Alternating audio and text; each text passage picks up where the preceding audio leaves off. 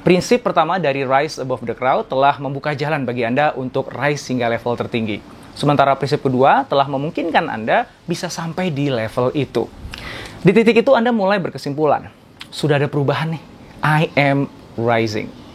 Sampai kemudian Anda tersadar, ternyata Anda belum rise cukup tinggi. Nah, perlu Anda ketahui bahwa sekedar jadi lebih baik dari sebelumnya itu memang belum cukup untuk membuat Anda rise above the crowd. Lihatlah sekeliling Anda. Orang-orang di sekitar Anda kan juga bergerak naik kan? Jadi, Anda memang nggak sedang mengejar objek yang diam, melainkan objek yang juga sama-sama berlari kencang. Supaya bisa melampaui mereka yang berlari mengejar rise, Anda harus melompat bahkan terbang. Anda harus tampil sangat spesial. Anda harus melakukan sesuatu yang membuat Anda berada di kelas yang berbeda. Nah, untuk itu, maka Anda harus bisa menjadi seorang inovator. Bagaimana caranya? Yuk, kita simak jawabannya di video berikut ini.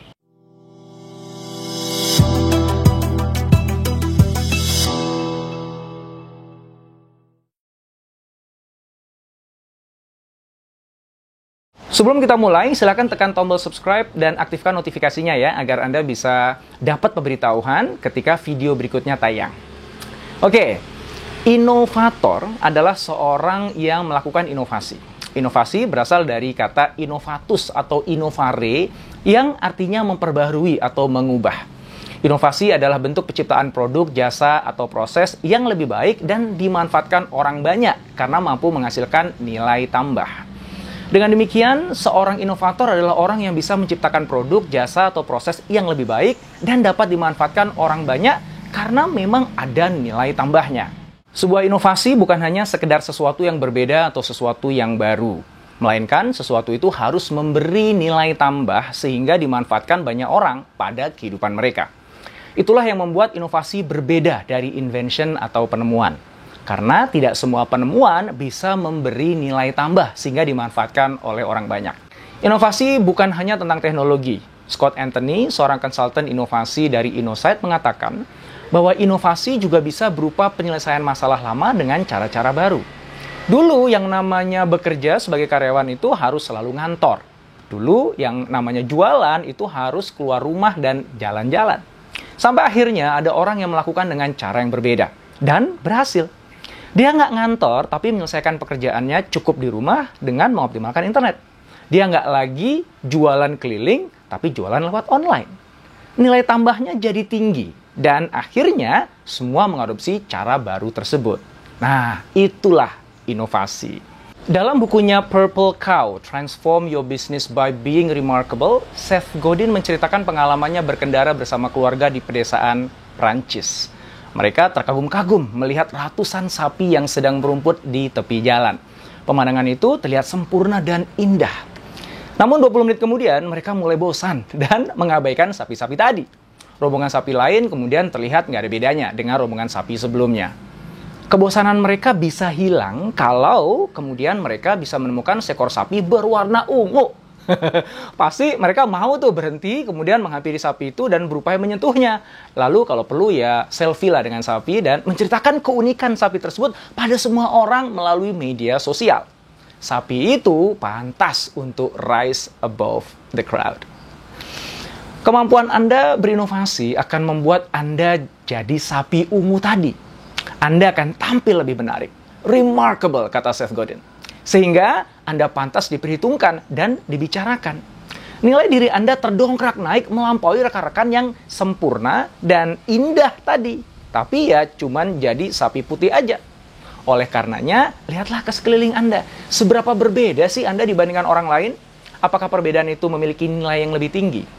Adakah hal unik dan berharga yang Anda miliki? Ingat, apabila Anda hanya sekedar berbeda, itu belum menjadikan Anda inovator. Ingat juga ya, tidak semua yang berbeda memiliki nilai tambah yang tinggi di mata pasar. Inovasi juga bisa dilakukan dalam bidang apa saja, termasuk ekonomi dan sosial kemasyarakatan. Contohnya Muhammad Yunus yang mendirikan Grameen Bank, institusi keuangan yang memberikan pinjaman modal kerja kepada orang miskin. Inovasi Yunus terkait sistem tanggung renteng yang mampu meningkatkan kesejahteraan masyarakat Bangladesh. Sistem itu kemudian diadopsi dan diduplikasi di berbagai negara. Nelson Mandela juga seorang inovator sosial yang legendaris. Begitu terpilih sebagai Presiden Afrika Selatan, dia memilih jalan rekonsiliasi dengan kaum kulit putih, bukan melakukan balas dendam. Kalau kamu ingin berdamai dengan musuhmu, kamu harus bekerja bersama musuhmu. Begitu kata Mandela. Berbagai terobosan sosial yang dilakukan Mandela bukan hanya bisa menyatukan kaum kulit putih dan kaum kulit hitam, melainkan juga mampu mengangkat derajat rakyat Afrika Selatan di mata dunia. Dunia kita digerakkan dan maju oleh para inovator. Mereka telah membuat solusi nyata bagi kehidupan dan pekerjaan kita. Karena nyaris semua pekerjaan bisa menjadi lebih mudah dan lebih cepat diselesaikan. Hasilnya pun lebih hebat dan lebih bermanfaat. Apa yang telah mereka ciptakan kemudian menjadi standar baru. Maka wajar apabila kita memberi nilai lebih tinggi kepada seorang inovator dibandingkan mereka yang hebat lainnya tapi tidak melakukan semua tadi, ya. Maka pantas dong kalau inovator itu bisa rise above the crowd.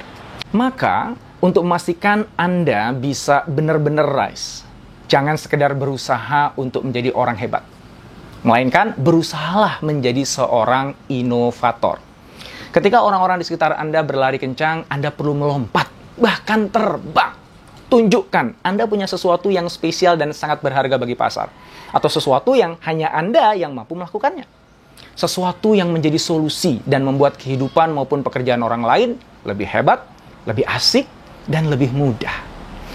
Sebagai orang atau pihak yang pertama kali memperkenalkan sebuah produk atau jasa yang baru pada pasar, maka para inovator menikmati keuntungan sebagai seorang first mover. Keuntungan tersebut meliputi merek diri atau produk yang akan lebih dikenal dan tertanam kuat di benak konsumen. Anda cenderung bisa mendikte pasar dengan begitu, termasuk menetapkan harga dengan margin tinggi, karena hanya Anda yang mampu menyediakan jasa atau produk tersebut. Itulah yang dimaksud dengan prinsip rising yang ketiga. Inovator leads the way. Sang inovator akan menjadi pemimpin bagi orang-orang di sekitarnya, termasuk orang-orang hebat. Tanpa disadari, jalan hidup dan pekerjaan kita mengikuti jalan yang didesain dan dimulai oleh para inovator. Di dalam kehidupan ini, seolah-olah manusia terdiri dari dua kategori, yaitu pemimpin dan pengikut, produser dan konsumer, serta trendsetter dan pengekor. Siapa di antara mereka yang menurut Anda berpeluang untuk rise above the crowd? Tentu mereka yang menjadi pemimpin, ya, yang jadi produser, yang jadi trendsetter. Mereka adalah inovator, baik secara fungsional maupun emosional. Dan mereka punya nilai lebih tinggi dibandingkan orang-orang di sekitarnya. Hasil survei dari PricewaterhouseCoopers menyebutkan 80% CEO percaya inovasi akan menghasilkan keunggulan kompetitif. Hasil penelitian lain yang dilakukan Nesta terkait pertumbuhan bisnis dan inovasi di Inggris menyimpulkan bahwa kemampuan perusahaan untuk tumbuh secara cepat dan melampaui yang lainnya paling besar dipengaruhi oleh kemampuan mereka dalam berinovasi. Perusahaan yang inovatif tumbuh 2 kali lebih cepat daripada perusahaan yang tidak melakukan inovasi. Ketika inovasi yang Anda rumuskan berhasil membuat Anda rise, maka bersiaplah untuk menyambut para pengekor. Mereka akan mengkopi diri Anda atau inovasi Anda. Bagi saya, seorang pengekor atau pengkopi merupakan bentuk pujian paling jujur. Mereka mengakui keunggulan kita dan membantu meneguhkan pasar bahwa memang kita ini inovator. Lalu bagaimana sebaiknya Anda merespon?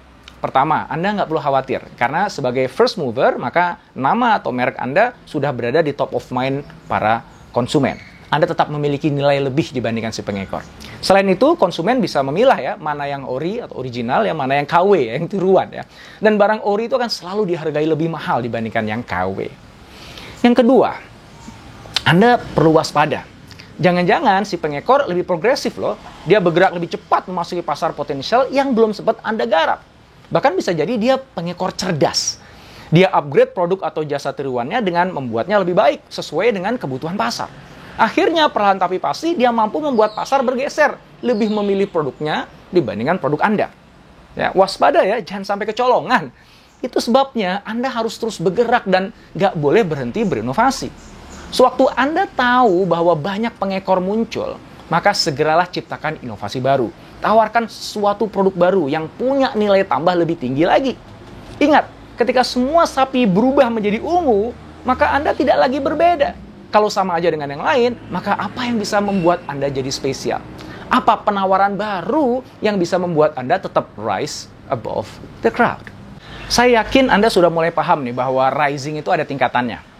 Kalau sebelumnya Anda masuk kategori usaha kecil dengan omset 500 juta sampai 2,5 miliar, kemudian Anda akhirnya berhasil rise, mendobrak pasar hingga akhirnya masuk ke kategori usaha menengah dengan omset 2,5 miliar sampai 50 miliar. Nah, sampai di situ Anda udah berhasil rise above the crowd kan? Kumpulan para pelaku usaha kecil yang baru saja Anda tinggalkan, itu crowd-nya. Nah, ketika Anda sudah ada di dalam kategori yang baru tadi, lihatlah kembali diri Anda. Adakah nilai berharga yang itu tinggi nilainya, yang itu jadi keunikan Anda dan nggak dimiliki oleh pelaku usaha menengah lainnya di level Anda yang baru itu? Jika ternyata nggak punya, maka berarti Anda kembali masuk ke dalam sebuah crowd. Walaupun crowd-nya ada pada tingkatan yang lebih tinggi. Tapi jika Anda berhasil mendongkrak nilai lebih tinggi lagi, maka Anda berhasil naik kelas lagi dan masuk ke dalam kategori usaha besar beromset di atas 50 miliar. Nah, pada saat itu Anda kembali lagi tuh rising above the crowd, ya. Setelah itu, apa yang kemudian terjadi? Kebanyakan dari kita nggak terus naik dan berhenti sampai di situ. Kembali menjadi bagian dari sebuah crowd lagi. Tentu saja ada yang berhasil terus naik, sehingga kemudian bisa jadi bagian dari kelompok usaha yang lebih besar lagi. Namun untuk bisa terus naik biasanya dibutuhkan waktu yang cukup lama. Sebab proses meningkatkan nilai merupakan proses yang perlu waktu. Itu pun dengan asumsi Anda tetap mampu menjaga relevansi diri atau menjaga relevansi produk Anda dengan tuntutan pasar yang ada pada saat itu. Juga tentu saja asumsinya Anda masih mampu berlari lebih cepat dibandingkan pesaing. Sesungguhnya tahapan itu bisa sih Anda lewati. Anda bisa langsung lompat dari tingkat bawah ke atas tanpa harus mendaki secara incremental kayak tadi. Tapi syaratnya Anda harus berani melakukan inovasi yang radikal. Dari sejak awal Anda sudah tetapkan tuh bahwa Anda ingin bersaing dengan mereka yang berada di kelas yang itu melompat, yang jauh lebih tinggi. Dan kemudian Anda harus temukan inovasi yang bisa membuat Anda terbang langsung ke kelas itu. Nggak mudah memang, tapi bisa. Banyak orang kok yang sudah membuktikannya. Nah, sekarang giliran Anda. Jika Anda menemukan video ini bermanfaat, silahkan subscribe, like, dan jangan lupa untuk nyalakan notifikasinya.